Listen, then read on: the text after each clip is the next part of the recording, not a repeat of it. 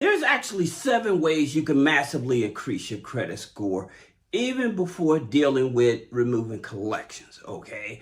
And one of these is going to shock you, and I'm going to talk about it because this here strategy actually increased the client score 100 points, and they didn't even know what was happening. So I had a client, and what ended up happening, they was paying all their bills on time. However, they started wondering, how come my credit score isn't going up? Well, let me show you why, okay? They didn't do this.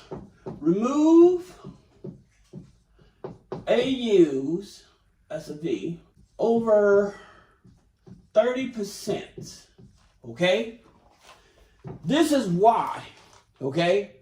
They had family members add them on to authorized users. However, the family members got into a bind and they started using their credit. But once they start using it over 30%, guess what? Their credit score started to be affected and dropped their credit score. Now, like I said, they were paying all of their bills on time, okay? However, because this AU was over 30%, this was keeping their credit score low.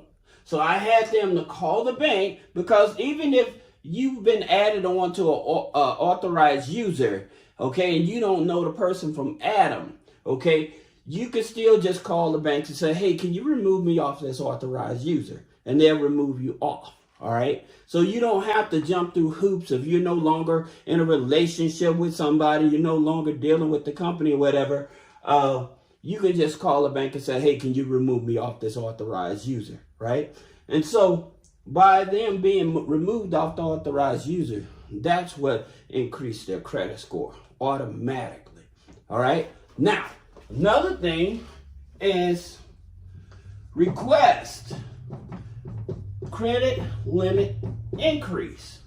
This is one of the easiest ways, especially if you have a high utilization, high DTI, then you may have some credit cards that have been paid off and stuff. So sometimes your creditor, they may end up increasing your credit limit. Now, here's the norm for a lot of creditors. Usually, they will multiply whatever your limit is 3 times, okay? Most of them, they'll keep it conservative at 3 times. If you go over that, now, they may actually do another hard pull. However, if you stay around the 3 times whatever your limit is, then they may just do an automatic credit increase without the hard pull. Okay, and that's something that a lot of people are not aware of. So you may have credit cards that you've been using, paying them off, and you have a good relationship with the institution, and you never requested a credit limit increase. Well, just remember, make sure that you only doing 3%. All right, 3 times that. So if you got a $5,000 credit card, multiply that times 3, $15,000. All right, so that's the reason why I tell you, you have a higher chance of approval, and you may not have to produce extra documentation or get a hard pull. All right. Now, number 3 is hide utilization. Okay. And how you do this, and I made a full video. You may want to check out that video, but how you do that, some people may get a 0% business credit card. Okay, and then what they do, they transfer the balance of this here outstanding personal credit card over to the 0%. Okay, and by you doing that, it actually would not only help increase your credit score, but it also draws down your utilization, because it's a business credit card and it's not showing on the personal side. Now, one credit card you have to be aware of that this may happen, have a negative effect, is with Capital One business credit cards, as well as like Discover business credit cards. So those are 2 credit cards you would have to be aware of when doing this. All right. Now, here's number 4. All right. Add aged primary, okay? Now, we always talk about, we offer a age mortgage, okay, an age paid off mortgage. And it only reports to Equifax, but it shows that you have stability, okay? And because it's age, is giving that aging history. So being able to do an aged primary is definitely one of your options. Now, with some people, again, they do the rental history.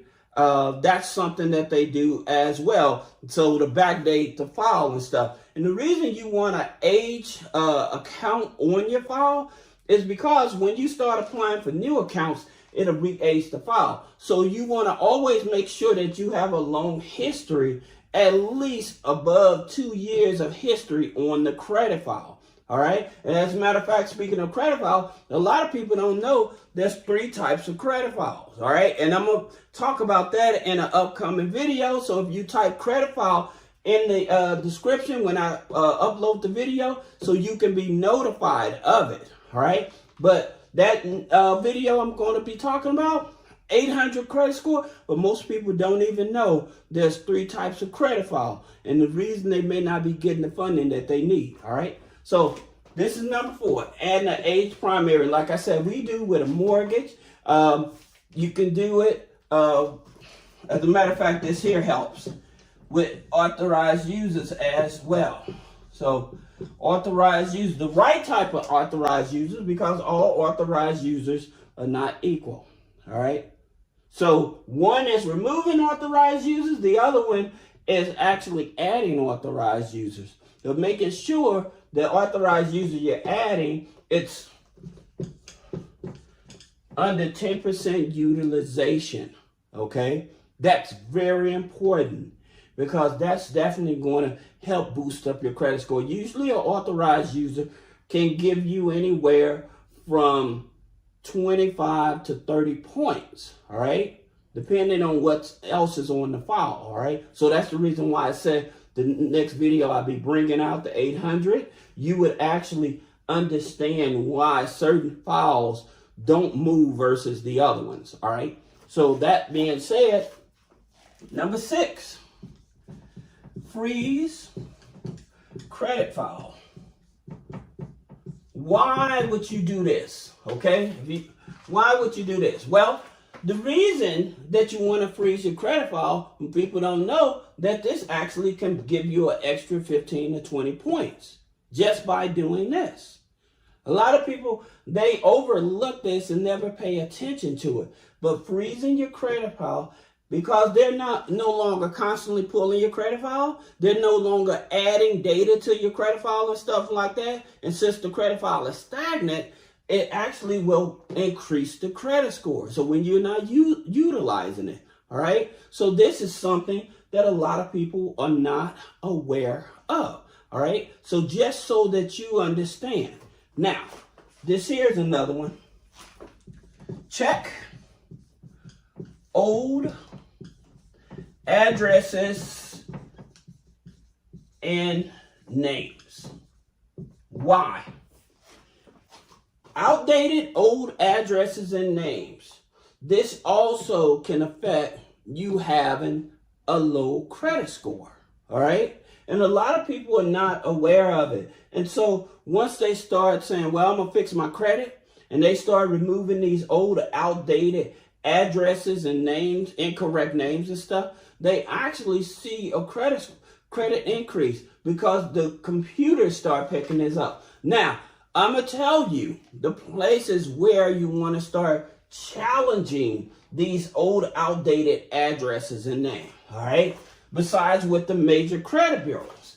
You want to challenge it with LexisNexis, okay? Because whenever you try to challenge anything with the major credit bureaus, guess what? Where they're getting their data from. They're getting their data. This is the first place they're going to get their data from, all right? Another place they're going to try is in Novus, okay? They're going to go here, all right?